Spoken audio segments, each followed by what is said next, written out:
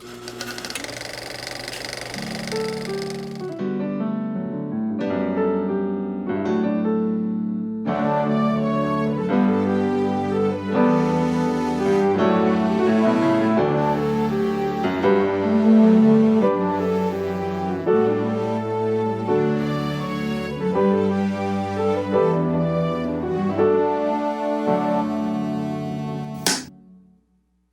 Jim, how are you? I'm good. How are you? I'm excited to be talking with you about Brian and Charles. I am so in love with this film. Oh, thanks so much. That's so lovely to hear. It's oddly charming. It's absolutely adorable. But I gotta tell you, something that you and David and Chris really nail here, going beyond the oddity and the cuteness of the whole idea of Charles as a robot and Brian's quirkiness. The emotional stakes here are so real. They are palpable, resonant. You blew me away with that. I mean, we feel Brian's terror when Charles is missing. We feel even a parental terror as he's trying to save him from Eddie. And of course then the incessant Charles with the perfect brattiness and cantankerous teen. Are we there yet? Are we there yet? Are we there yet? You hit every emotional beat, and then we get a love story on the side.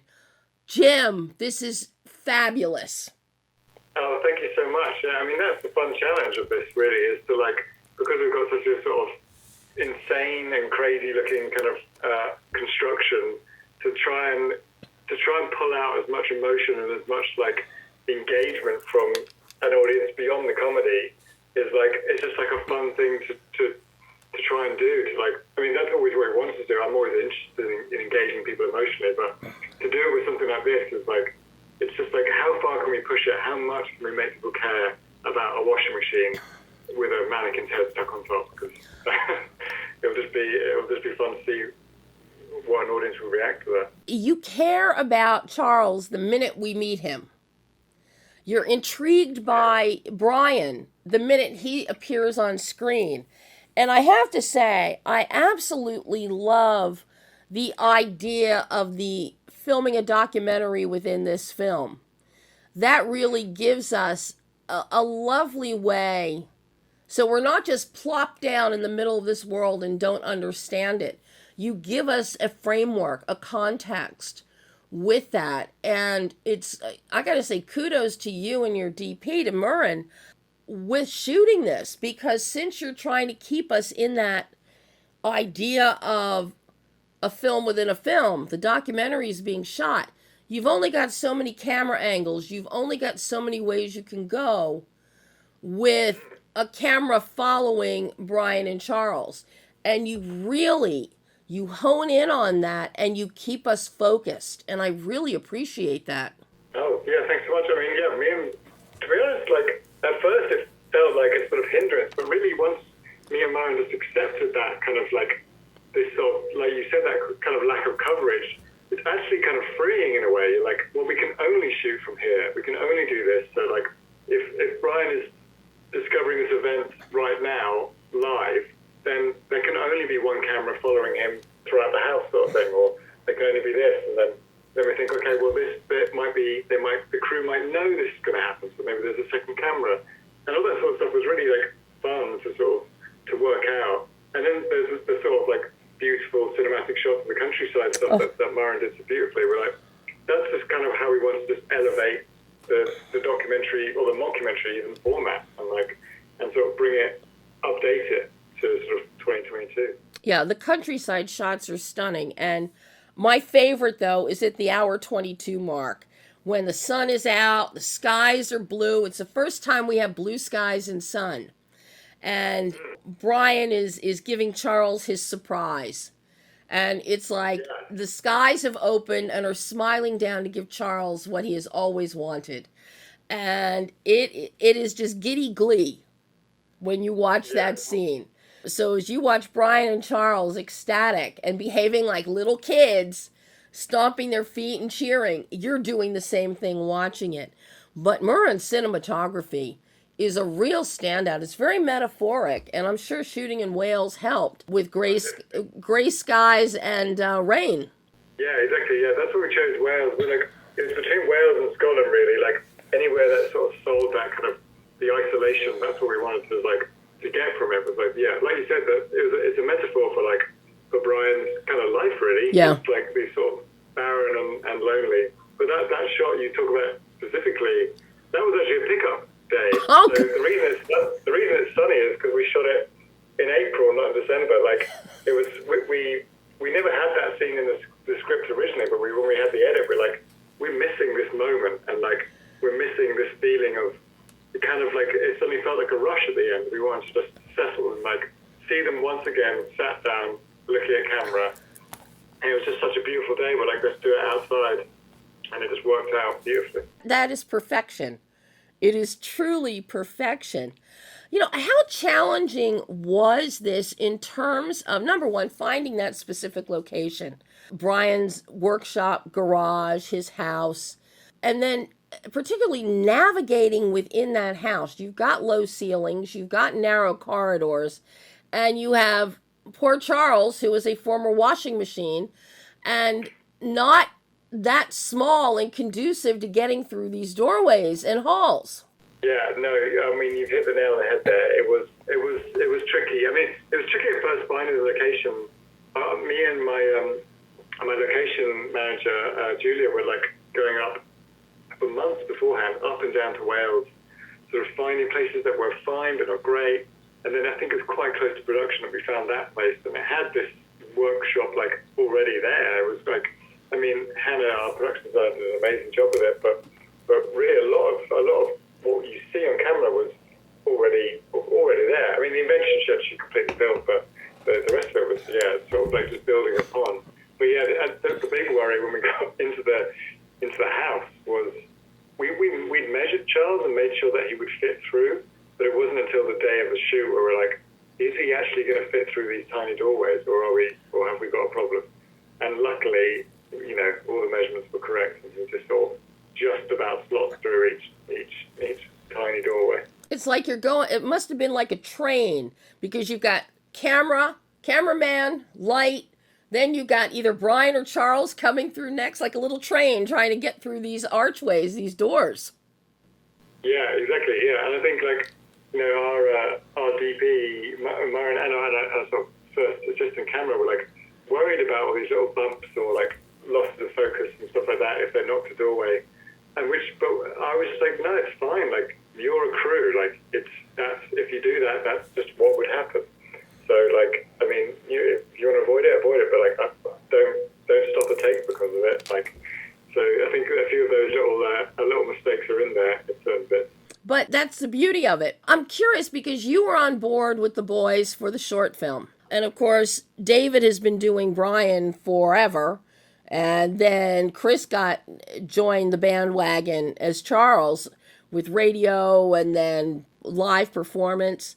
And then a short film came along, and now a feature film. Once you saw that the short worked, did you have any kind of trepidation about how you were going to be able to expand this into a feature? Yeah, I don't think I had trepidation. I was excited by it, but I think we definitely were like, we wanted to get it right. I guess the worry always with things like that, because I mean, we never made the short with any intention for it to be a feature, but like it was just to be a short. But so I guess the worry is to try and spread it too thin, and would people like tire of these characters? Would people, you can emotionally engage with Charles for 12 minutes, but can you do it for 90? So things like that. But really, I was never like, I don't think I was ever worried. I just sort of like enjoyed that challenge and, you know, was excited to bring it to the big screen. Mm-hmm. How did you get involved in the Brian and Charles bandwagon to begin with? Well, I knew Rupert and Chris beforehand as friends. Like I sort of lost friends through the live comedy scene. So I was already aware of them. I hadn't met David yet, But yeah, so really, when Rupert gave me the script, I think I'd already made a few shorts that he'd like, and I'd done a tiny bit of TV stuff at that point. But yeah, I think I'd also recently made a short that was a parody of of documentaries, and I was like kind of in that Brian and Charles world. So I think he saw that and liked that, and yeah. But I mean, the short answer really is I was mates with them already. Was there, because you do come out of episodic television and short films, did you have a learning curve yourself from a directorial standpoint in going from short form? I mean, certainly, I think that the biggest learning curve is in the edit, really. Like, the scale of the set and the number of weeks we had, it wasn't really any different to what I had for television, really. We tried to keep the crew small, and we tried to give it this documentary feel. So running a crew that size and the number of pages we had to shoot was pretty similar to what I'd done before. But I think it was when we were sort of going to the edit and realised how much you can change it, and like how much you can rearrange scenes to tell the story and just play with it. Like, forget about the scripts and just see what you've got, on screen. That was the real learning curve, I think. How long were you and Joe Walker in editing? We were in the edit for about 4 months, I think. I think we had scheduled 3, and we added another month after we did the pickup days. But yeah, we sort of did our first cut, which is pretty script based, and then film 4 just gave us a nice note to be like, hey, just start fiddling with it. And once we sort of realised we could do that, then everything started to fall into place, really. We could move a scene that was 60 minutes into the film and put it 5 minutes in. Mm-hmm. Was it difficult to find the pacing? Because it's one thing to lay out what looks good from a story standpoint and what satisfies the story, but then you've also got to hit those beats, the pacing, so that you don't get a glut somewhere of too much comedy and you lose the heart, or too much drama and there's nothing light. Was that a big learning curve? Yeah, totally. And it's really, especially with a film like this, where, the first 45 minutes of the film are really mostly Brian and Charles. Mm-hmm. So you're and they're mostly Brian and Charles in the house. So you're like, how many scenes of this can an audience make? You know what I mean? It's like, oh, there's one more scene, and they're like, I feel like there's that scene when Charles sees Hawaii on the television.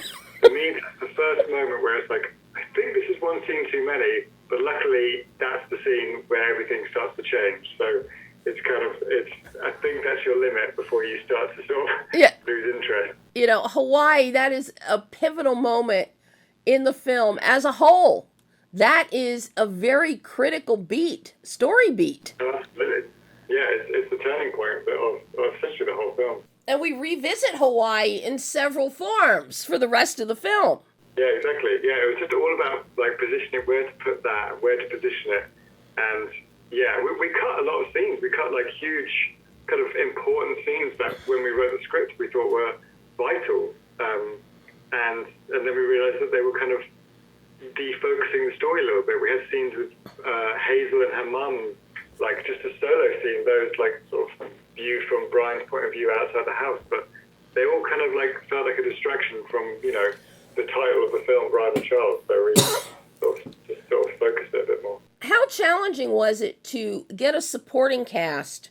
This is very pared down. You've got neighbors and townspeople, but finding Louise Brealey as Hazel and Jamie Michie as Eddie, oh my God.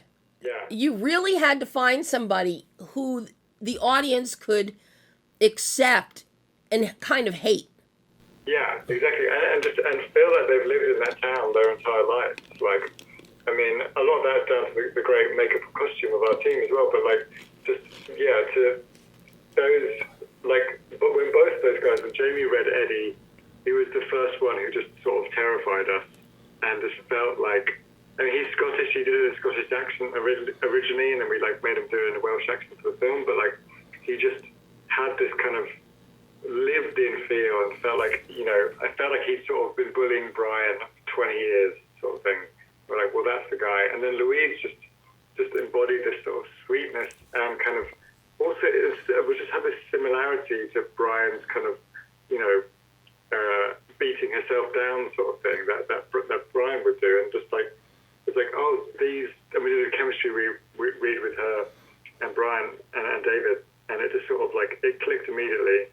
And she just brought so much more kind of colour to that character than we sort of originally thought. That it just worked great. Well, and of course, the way you have the triumvirate working, where it's Charles is the one who is actually exposing Brian to the beyond his garage, beyond his house.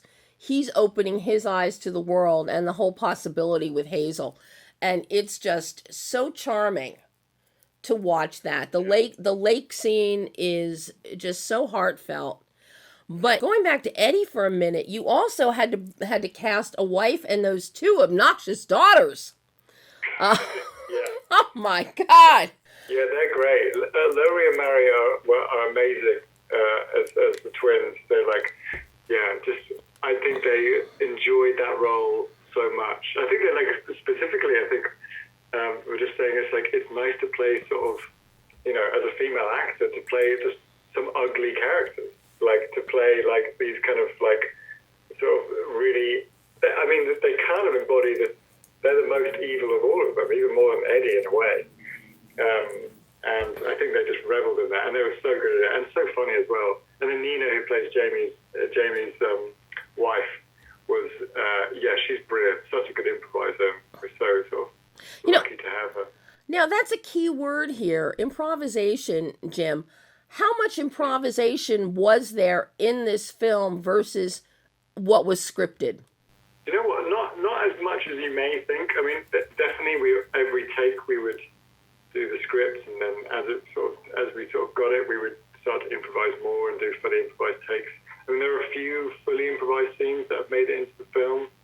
I mean, the scene where Charles wants to sit in the front of the car, we just shot that as because we needed a reason for Charles to be sitting in the front, and then that worked out as a great kind of petulant child scene. But yeah, we had 4 weeks to shoot it, so we didn't always have time to sort of like play around as much as we may have liked, but actually it kind of worked out because the script was so funny anyway.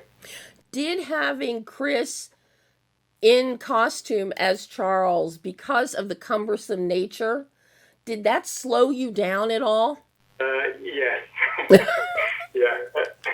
Sometimes. I mean, the first day we shot was actually that lake scene. That was the first thing we did, and it was just starting to get very windy, and in the middle of a valley with the winds just pummeling through it, and a guy stood essentially in a sort of plastic like square box can get a bit dangerous. Oh my! So we realised on that first day, like, oh, this could slow things down.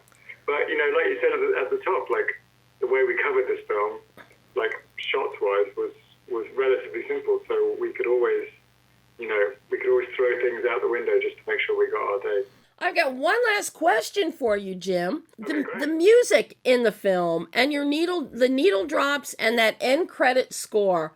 I love the end credit music. That is just so whimsical. It's adorable. Which sets off perfectly the end credits with all the little Polaroids that we see popping up. But what were you looking for musically with this film? We're looking for something that could they did two things really. Something that sold the documentary feel, like something that felt like a modern documentary, which had that kind of sort of emotional, ambient, yet kind of feel, mm-hmm. and also something that was felt kind of like British and pastoral and kind of reflected the landscape, and it also just elevated those emotional beats, and getting Daniel Pemberton on board, he just responded to that immediately, and we're so lucky to get him. He does much bigger films than ours normally, but I think he really when he sort of read the script and saw the short, I think he saw that he could make something that he used to make when he was younger, and this is the sort of stuff, this is the sort of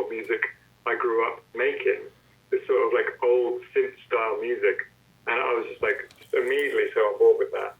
And yeah, had a lot of fun doing it. It's wonderful. I want to see more of Brian and Charles. Charles could take Brian and Hazel on a honeymoon in the future. Yeah. Take them to a city that he's visiting and show Brian. Instead of Brian teaching Charles about the world, Charles could teach Brian.